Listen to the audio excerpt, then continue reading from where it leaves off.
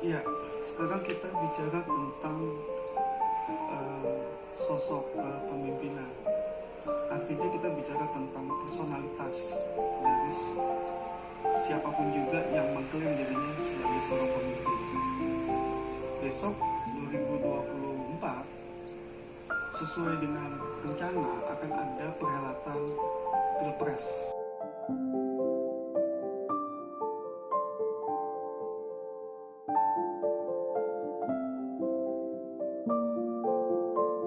Nah, pertanyaannya adalah begini. Ketika kita bicara tentang personalitas kepemimpinan, paling tidak ada 3 indikator penting yang harus dimiliki sebagai sosok seorang pemimpin. Pertama, mereka atau dirinya harus paham bagaimana berdemokrasi di masyarakat. Itu satu. Kedua, seorang pemimpin harus memiliki yang namanya karakter yang kuat. Dan yang ketiga, pemimpin itu harus memiliki jiwa patriotisme dan nasionalisme.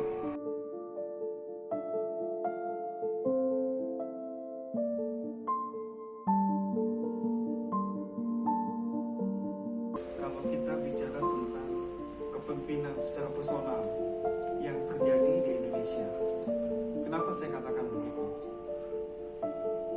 Mereka tuh tidak paham posisional sesungguhnya sebagai seorang pemimpin, karena tidak bisa membedakan mana dia bertindak atas nama pribadi dan kelompoknya atau dia sebagai pemimpin secara keseluruhan. Ini yang terjadi di Republik ini. Kalau itu yang terjadi, ya wajar aja negara ini jadi kacau balau. Seluruh tatanan sendi kehidupan menjadi kacau, rusak. Mau baik ekonomi, politik, sosial, budaya. Karena apa? Tidak ada kultur pemimpin, kepemimpinan dimiliki oleh yang mendeklar dirinya sebagai seorang pemimpin. Itu masalahnya. Kan kelihatan jelas dari sebuah kebijakan yang dikeluarkan.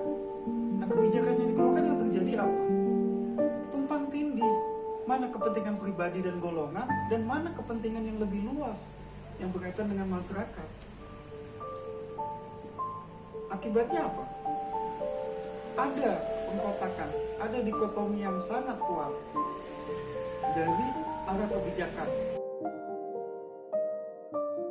Ini sebagai contoh begini, ketika sebuah kebijakan ditentang luas oleh masyarakat, oleh mahasiswa dan kebanyakan masyarakat secara luas, itu bukti bahwa pemerintah, dalam hal ini pemimpin yang mengeluarkan sebuah kebijakan, entah itu kolaborasi antara eksekutif dengan legislatif, membuktikan bahwa dia tidak paham bahwa tugas dan tanggung jawabnya, tugas yang diembannya ketika duduk sebagai seorang pemimpin, itu harus mengakomodir kepentingan-kepentingan secara nasional, secara luas, bukan hanya kepentingan tertentu saja.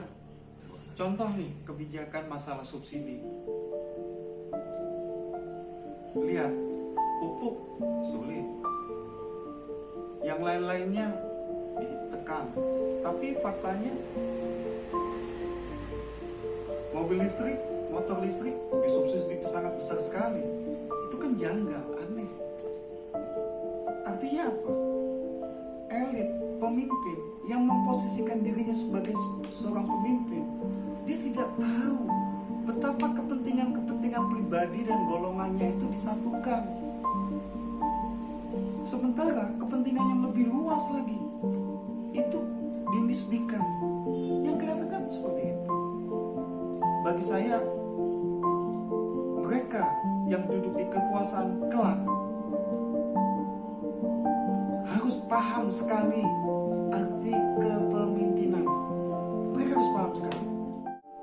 Apakah tahun 2024 kita mencari figur pemimpin yang akan mewariskan tatanan yang sudah rusak ini?